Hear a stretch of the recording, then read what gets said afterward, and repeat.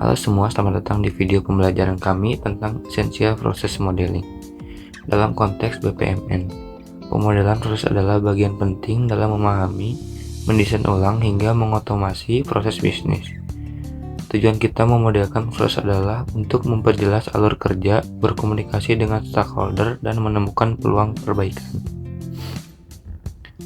Model proses bisnis memungkinkan kita mempresentasikan bagaimana sebuah aktivitas menjadi secara berurutan atau bersamaan, dengan menunjukkan siapa yang melakukan apa, menggunakan apa, dan kapan. Dalam pemodelan BPMN, kita akan mengenal 3 elemen dasar, yaitu event.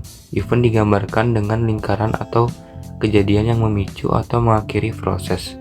Yang kedua ada activity, berupa kotak dengan sudut tumpul, adalah tugas atau pekerjaan yang dilakukan.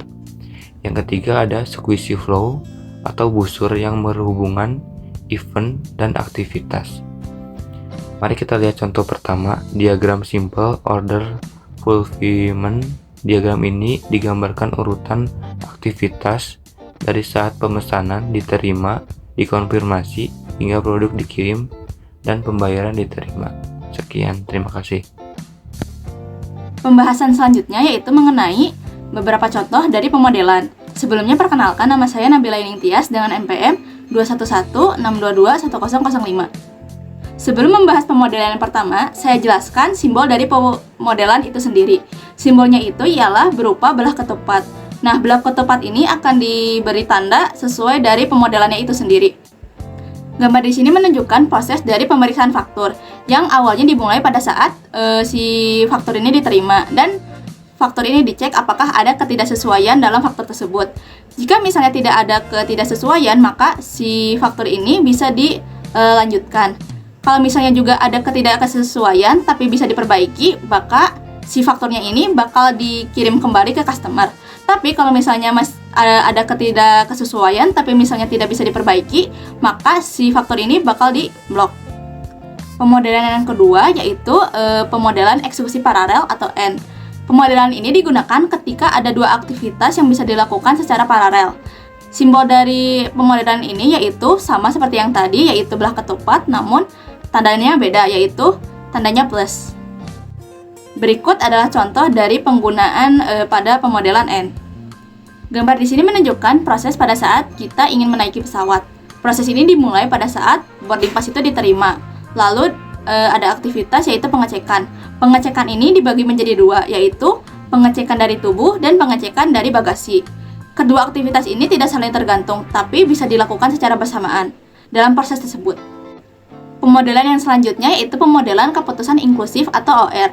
Pemodelan ini digunakan saat adanya satu atau lebih cabang bisa diambil sekaligus.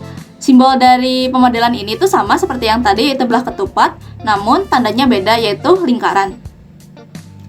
Sebelum saya menampilkan contoh dari pemodelan OR itu sendiri, di sini ada dua uji coba yang terjadi ketika kita tidak menggunakan OR.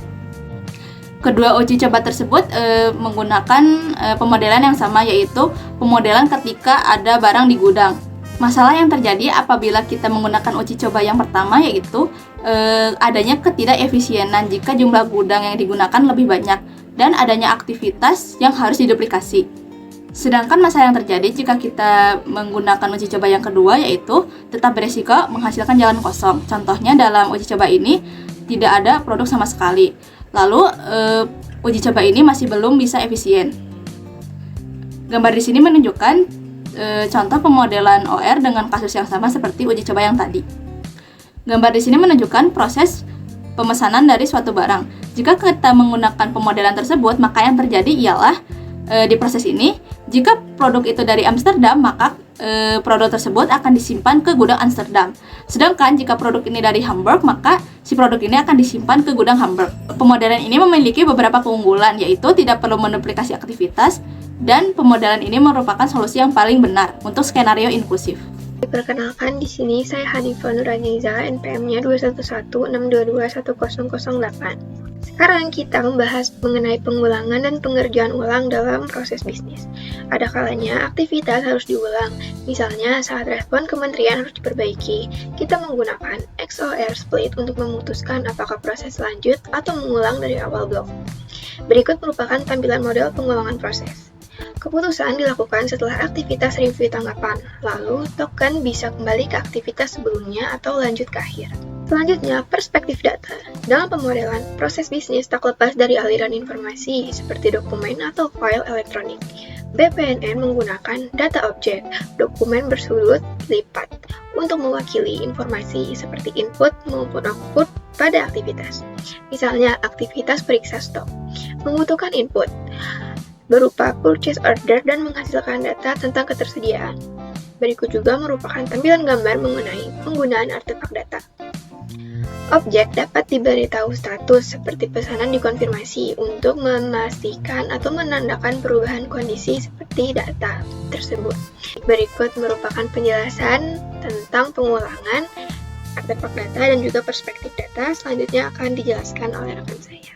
Pembahasan selanjutnya yaitu mengenai perspektif sumber daya dan kolaborasi organisasi. Perspektif berikutnya ialah mengenai sumber daya atau siapa yang melakukan aktivitas. Dalam BPMN, hal ini digambarkan dengan pool dan line. Pool mewakili organisasi atau kelas dalam sumber daya, sedangkan line membagi pool untuk menjadi unit lebih kecil seperti departemen atau sistem. Dapat kita lihat seperti pada gambar 3.15, yaitu sebuah proses dengan pool dan line. Misalnya, proses pemenuhan pemesanan yang dilakukan oleh sistem ERP di dalam departemen gudang. Lalu dilanjutkan oleh tim penjualan. Semua penempatan aktivitas ini menunjukkan siapa yang bertanggung jawab dan menjalankannya. Terakhir, kita masuk ke kolaborasi antar organisasi. BPMN memungkinkan kita untuk memudahkan komunikasi antar entitas seperti halnya pelanggan, penjual, dan pemasok. Kita juga menggunakan message flow, yaitu berupa garis putus-putus dengan panah terbuka antar pool untuk menunjukkan pertukaran informasi. Dapat kita lihat pada gambar 3.16, yaitu berupa diagram kolaborasi multi-organisasi.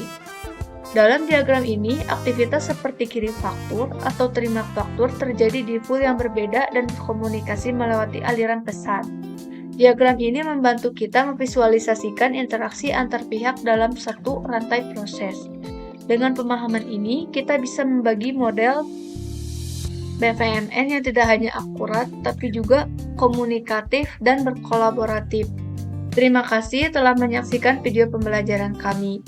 Semoga penjelasan tentang esensial proses modeling dapat membantu Anda bagaimana memahami BPMN dan cara menggunakannya untuk menggambarkan sebuah proses bisnis secara efektif. Sampai jumpa di video selanjutnya.